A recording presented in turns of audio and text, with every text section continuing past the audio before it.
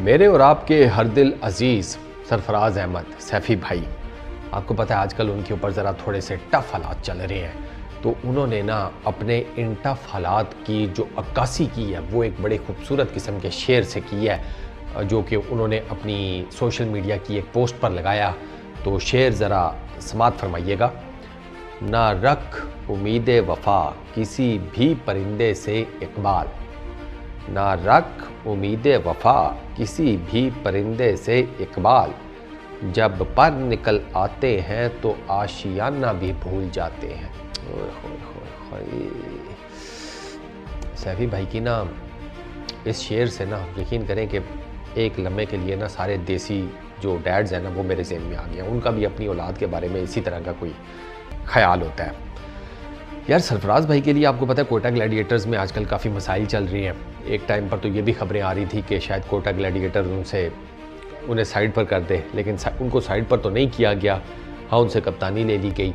अब ये जो क्रिप्टिक किस्म का उन्होंने एक शेर पोस्ट कर दिया है, अब इसमें वो किस से बात कर रहे हैं इसके ऊपर फैंस अपनी अपनी राय दे रहे हैं। कुछ लोगों का ख्याल है कि ये सऊद शकील के बारे में बात हो रही है।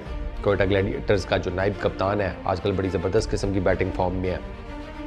कुछ लोग कह रहे हैं कि नहीं, ये उन्होंने शिकवा किया है कोटा ग्लैडिएटर्स के ओनर और मैनेजमेंट से, क्योंकि ये उनका फ़ैसला था सरफराज अहमद से कप्तानी लेने का, और जो कंधा है वो इस्तेमाल किया गया शेन वॉटसन का। ये तो अब बात काफ़ी हद तक क्लियर हो चुकी है कि मेजर डिसीजन सरफराज अहमद से कप्तानी लेने का वो अपने नदीम साहब कोटा ग्लैडिएटर्स के जो मालिक हैं उनका था, और plus Moin Khan director cricket Quetta Gladiators, ये उनका फ़ैसला था।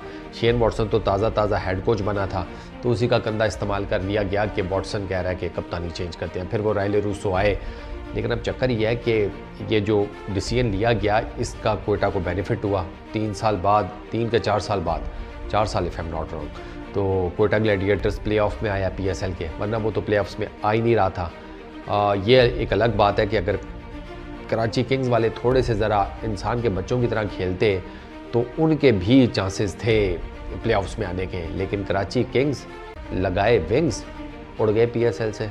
उन्होंने कहा नहीं भैया, हम तो प्लेऑफ्स में नहीं आएंगे। खैर चलो, तो सैफ़ी भाई का मैं आपको बताऊं कि सैफ़ी भाई के 6 मैचेस उन्होंने खेले हैं, 4 में उन्होंने रेस्ट की है, और रेस्ट आपको पता ही है क्यों की है। फिर सीधी सी बात है, रेस्ट की है, करवाई है, वो मैं आप पर छोड़ता हूँ, आपको खुद ही, आप सारे बहुत समझदार हैं, मुझे पता है। स्कोर सैफ़ी भाई के सुन लें। एक मैच में 7 किया है, एक में 3 किया है, एक में 1 किया है, एक में 11 किया है, एक में 0 नॉट आउट, एक में उन्होंने बैटिंग ही नहीं की।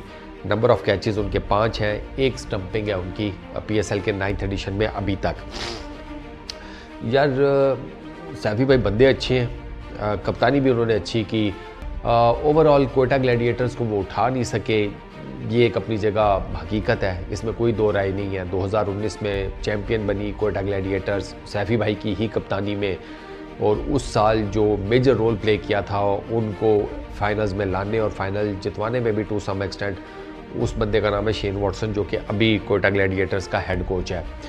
अब सैफ़ी भाई का उस टाइम तक तो ठीक था, फिर अचानक से आपको पता है कि ये वही टेन्योर है जब सैफ़ी भाई की पाकिस्तान वाली कप्तानी और वो सारा जिसे कहते हैं ना उसमें ज़लज़ला आ गया था, फिर वो हारना शुरू हुए, तो फिर उनसे पाकिस्तान की कप्तानी ले ली गई, वो बाबर आज़म के हिस्से में आई।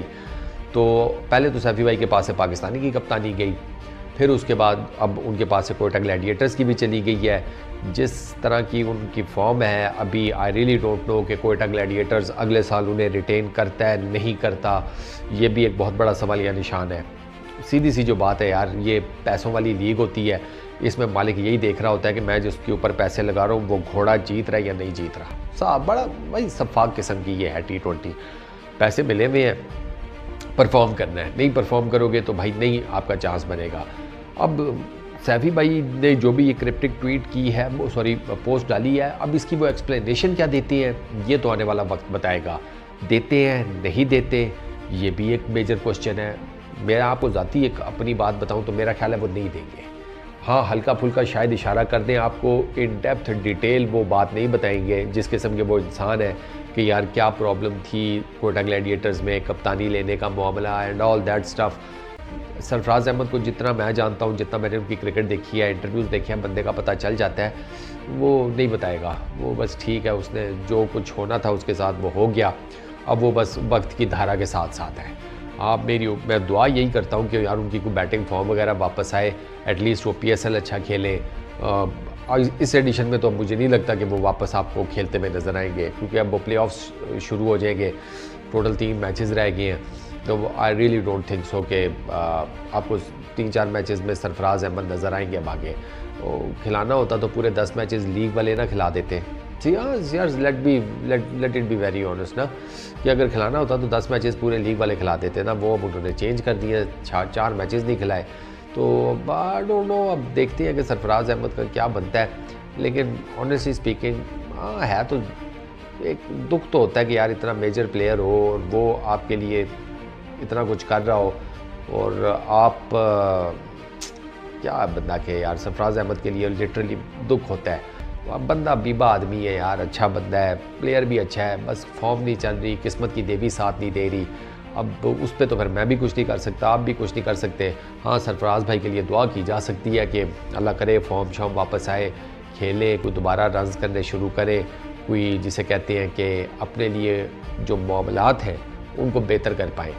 वरना बाकी फिर जाना तो हर किसी को है क्रिकेट छोड़ के, जो सीधी सी बात है। तो सरफराज के लिए बहुत सारी नेक तमन्नाएं और दुआएं। इस वीडियो में इतनी दोस्तों, अपना बहुत ख्याल रखना यार। नेक्स्ट वीडियो में मुलाकात होगी। Peace out.